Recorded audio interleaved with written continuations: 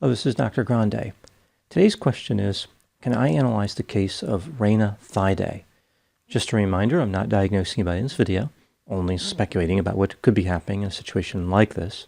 If you enjoy this video, please like it, subscribe to my channel, and consider supporting me on Patreon. I will put the link to Patreon in the description for this video. First, I'll look at the background of this case, move to the timeline of the incident, then offer my analysis.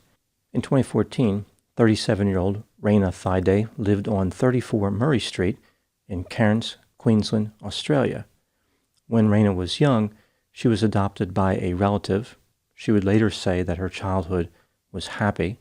Raina lived with 7 of her children by various fathers, 4 girls and 3 boys. Raina's niece also lived in the house, so 8 children altogether. The children ranged in age from 2 to 14. Raina did not have any criminal record or a history of mental health treatment. She had been using cannabis since the 9th grade. Raina smoked up to 20 cones a day. A cone is like a large joint. Her cannabis use was intense, severe, excessive, and unrelenting. Raina was experiencing financial problems. She had conflicts with various people, and she separated from the father of some of her younger children. Sometime around November of 2014, Raina suddenly exhibited dramatic behavioral changes. A few examples: Raina stopped using cannabis and removed all substances from her house. She believed that there were evil spirits on her street and in her house.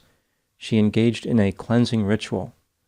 Raina scrubbed the walls and the ceilings of her house.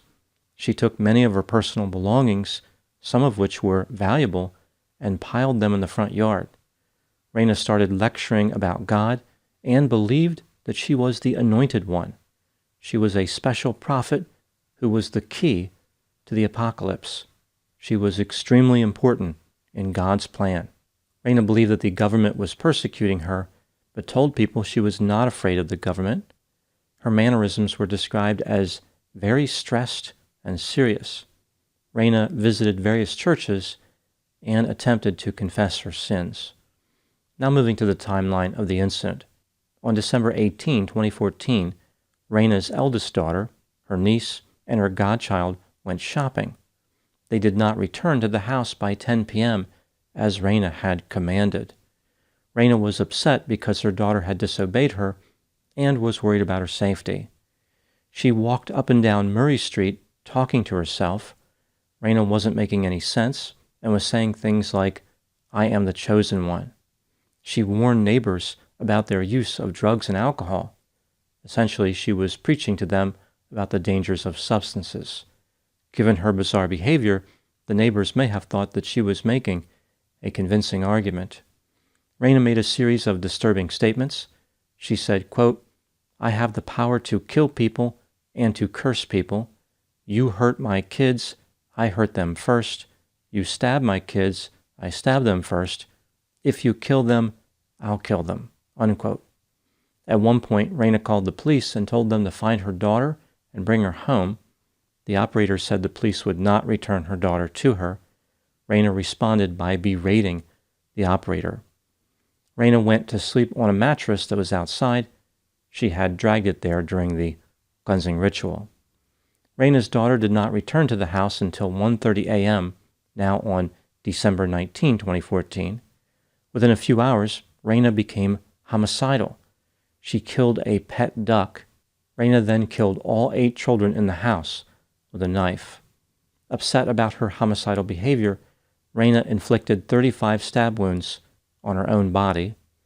At 11:40 a.m., an adult son of Raina, named Louis Warrior, arrived at Raina's house. He found his mother slumped on the front porch, bleeding. Louis notified the police. When they arrived, they discovered the 8 children dead in their beds. Raina was arrested and transported to a hospital. She made a number of statements to the police. Raina admitted to being responsible for the homicides. She claimed that Papa God came to her and gave her the key. She told the police that she had to kill her children to save them, but she also stated that she did not mean to do it. Raina understood that people would hate her based on her behavior, but she knew what she did was right.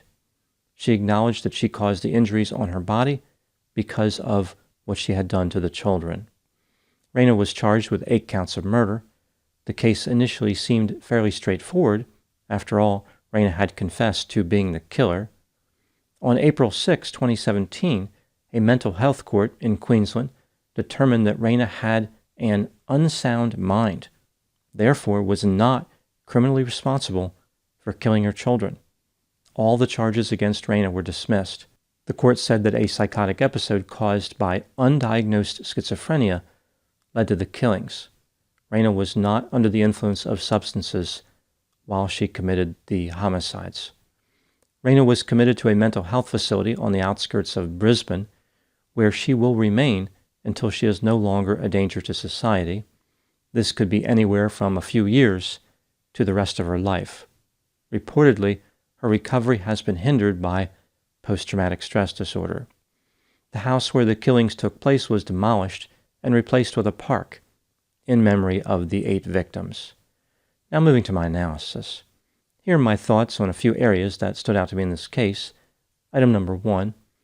Several different mental health professionals evaluated Reina as part of the court proceedings. Her initial diagnosis was brief psychotic disorder, but over time it was changed to schizophrenia. The clinicians believed that Reina's actions were connected to her delusional beliefs. She had religious delusions, including about the apocalypse, that were not connected to any traditional set of belief systems. They were exaggerated and distorted. Reina thought that she could communicate with spirits and was preparing for her important role in the apocalypse. Not long before she carried out the homicides, Reina claimed that she heard a sound from a dove. Reina may have made this up. She could have actually heard it, or it could have been an auditory hallucination. There is no way to know for certain. She claimed that the sound was a message commanding her to kill her children in order to save them. She was sparing her children from the terror of the end of the world. Even though Reina had no mental health treatment history, she exhibited mental health symptoms as early as 2007 when she cut off her hair and threatened to kill one of her children with an axe. In 2011, she had disturbing thoughts related to causing herself to drown. Item number 2. It is likely that Reina had symptoms of schizophrenia for some time. These symptoms didn't come up just before the homicides. Typically, people with schizophrenia experience a number of prodromal symptoms well in advance of their first psychotic episode. Reina appeared to have several prodromal symptoms, including a lack of insight, decreased functioning, paranoia, trouble sleeping, not coping well with stress, irritability, impulsivity, and bizarre, strange, odd, or unusual behavior. She may also have had psychosis before the killings. Psychosis can express differently from episode to episode. The psychotic episode she experienced on December 18 and into December 19 was particularly dangerous because she was receiving command hallucinations. Item number 3. Some mental health professionals believe that Reina's cannabis use may have contributed to the development of schizophrenia. This theory is supported by the research. There have been many studies connecting cannabis use to the onset of schizophrenia and the worsening of symptoms in those who already have schizophrenia. The more cannabis that somebody uses, the greater the risk. And of course, Reina used an excessive quantity of cannabis. Here are a few examples of symptoms associated with schizophrenia that can be induced by cannabis: paranoid and grandiose delusions, auditory and visual hallucinations, suspiciousness, perceptual alterations, fragmented thinking, ideas of reference, pressured thought, disorganized thinking, flight of ideas, emotional withdrawal, blunted affect, and a range of cognitive deficits. Individuals who are prone to having psychosis are at a greater risk. 20 to 50% of individuals who use cannabis report transient psychotic symptoms, including paranoia, persecutory ideas, and hallucinations. It's important to note that in any given case, cannabis is unlikely to cause a person to develop schizophrenia. Rather, it is simply a risk factor. The vast majority of people who use cannabis will not develop schizophrenia. schizophrenia is not caused by one environmental exposure or one gene. Rather, it is a complex disorder that has many causal factors. It's likely that cannabis is a component that interacts with other known and unknown factors. When taken together, these factors lead to schizophrenia. Cannabis may be just one element that can increase the risk of developing schizophrenia.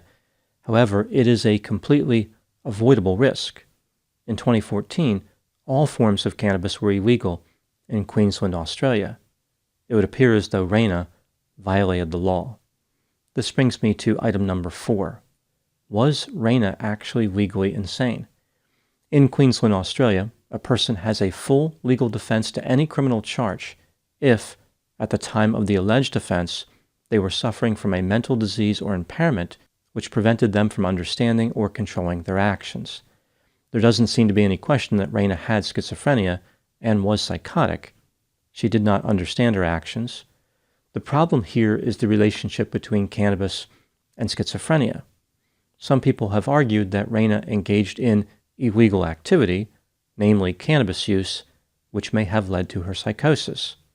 The psychosis, in turn, led to the homicides, which means that Reina would have been responsible. How can Reina be considered legally insane if her substance use may have contributed to her impairment? One could argue that people should not be able to impair themselves and then claim that they have no responsibility for their actions. In this particular case, there is no way to know what contribution, if any, the cannabis made to the psychosis. Reina was not using cannabis at the time of the homicides, and it's unlikely she understood the connection between cannabis and schizophrenia. She was unaware of the risks. I think one could make an argument that she wasn't being an effective parent, considering the high quantity of cannabis she used, but her parenting skills were not the issue the court was trying to decide. I also believe that Reina had a responsibility to seek mental health treatment when she started having symptoms. Again, it's unlikely that her first symptom of schizophrenia was psychosis. Why didn't she seek treatment? If she had, this tragedy could have been avoided. Reina technically met the criteria to use the insanity defense, which absolves her from criminal responsibility, but this does not grant absolution as far as being morally responsible. Item number 5. If Reina had committed these homicides in the United States, would she have been able to mount a successful insanity defense? The criteria for the insanity defense varies from state to state. In general, a defendant can be found not guilty if the jury finds that the person met at least one of two criteria. They had a mental condition which prevented them from understanding the difference between right and wrong, or they had a mental condition which prevented them from forming specific intent needed to commit the crime. This is also referred to as mens rea, or a criminal state of mind. I think that Reina may have had a chance of demonstrating that she did not understand the difference between right and wrong, although it's worth noting that the insanity defense fails the vast majority of the time, regardless of the specific circumstances in the case. It's very hard to prove either of the two criteria. In a few states, specifically Kansas, Idaho, Alaska, Utah, and Montana, there is no recognition of the right from wrong defense. Only a failure to possess mens rea can be used as a defense. Here's an example to illustrate this distinction. Imagine two scenarios where a mentally ill defendant kills a human being. In the first scenario, the defendant believes the victim was an alien lizard humanoid and killed the victim for this reason. So they didn't understand that the victim was actually human. In the second scenario, the defendant believed that an alien lizard humanoid commanded them to kill the victim, but the defendant knew that the victim was a human. So they knew they were killing a person, but they felt as though they were compelled to kill that person by an alien lizard humanoid. Both scenarios involve the defendant failing to appreciate the true quality of their actions. Therefore, the defendant would not know the difference between right and wrong, or at least they could argue that. Only the first scenario would be eligible for a defense based on specific intent, because in this scenario, the defendant did not understand that the victim was a human being. In the second scenario, the defendant knew that they were killing a human being and intended to kill. They had specific intent.